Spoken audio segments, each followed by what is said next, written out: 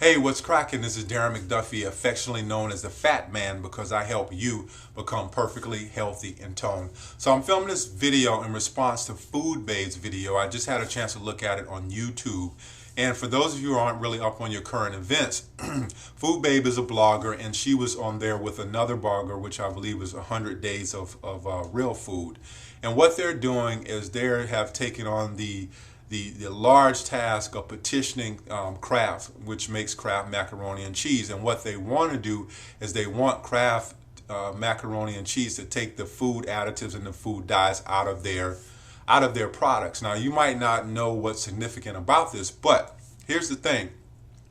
Over in other countries like the UK, these additives and colorings have been banned because they have been linked to certain types of diseases or certain types of conditions. So why are they still allowed to be in our food here in the U.S.?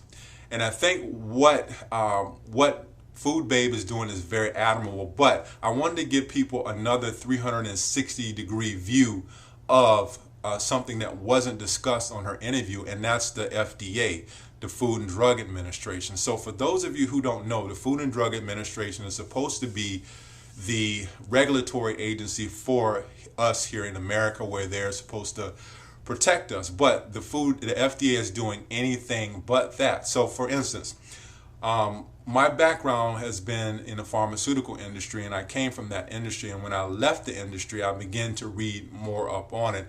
And one of the things that I found about the industry is that you have medical doctors who are allowed to work for the big pharmaceutical companies, and then once they leave the pharmaceutical company, they're allowed to go and work for the FDA as well. So here you have this big conflict of interest, and everybody knows that we've had a lot of drugs that have been pulled off the market due to various side effects or due to various deaths with the society as a whole.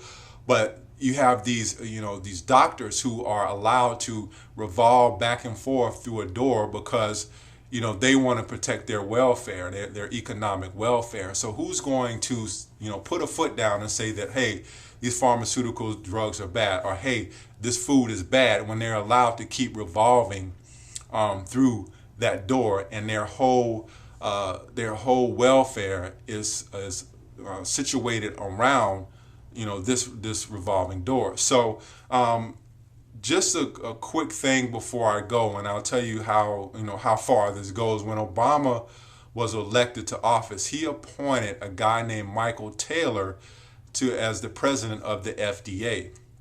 Now you're probably saying, oh well, what's the big deal? Now recently we've had a lot of things going on with GMO foods or genetically modified foods. Michael Taylor used to work for a company called Monsanto, and Monsanto is one of the biggest pushers of GMO foods.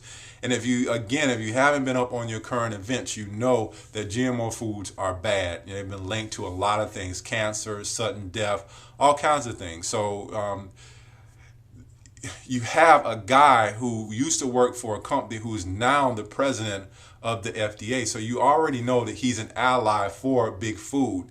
And another thing is that the politicians, most of the time with politicians, their two biggest contributors to their campaigns are big food and big pharma. And that's why you never really see any adequate change. Now, it would be great if Food Babe and the other person with the 100 Days of Real Food could have Kraft pull these food additives and food dyes out of their product.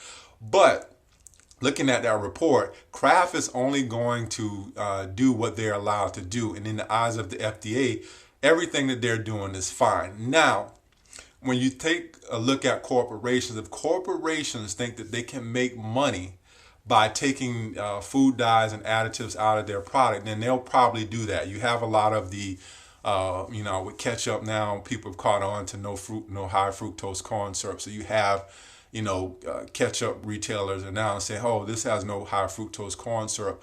But until they look at it as a viable market, nothing's going to happen. So here's the solution for me. I think sometimes for me, and it may be the solution for you, is I tend to not buy these things. And I think where we have to start is we have to start voting with our money. You know, don't spend money at these places. And that's the only way that corporations are going to listen. You know, you can sign petitions and something might happen. I'm not trying to be a negative Nelly here. And something might happen that, you know, Kraft may deem something and say, you know, let's pull this out of our food. But historically, the only way corporations will listen is if they are forced to listen by way of money. You know, are we going to make money? Are we not making enough money? And that's what it goes back to. So, you know, kudos to Food Babe and 100 Days of Real Food for, you know, getting on TV and bringing some light to the real food movement.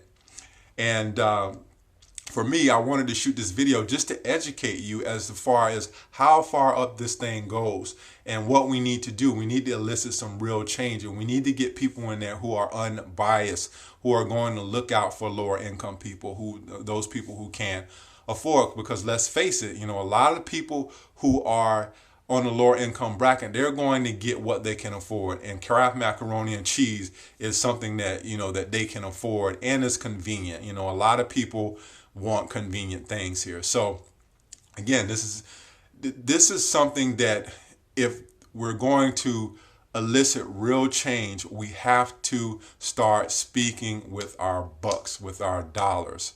So this has been Darren McDuffie, affectionately known as the Fat Man, helping you become perfectly healthy and toned. And I'll see you on the next video. Thanks.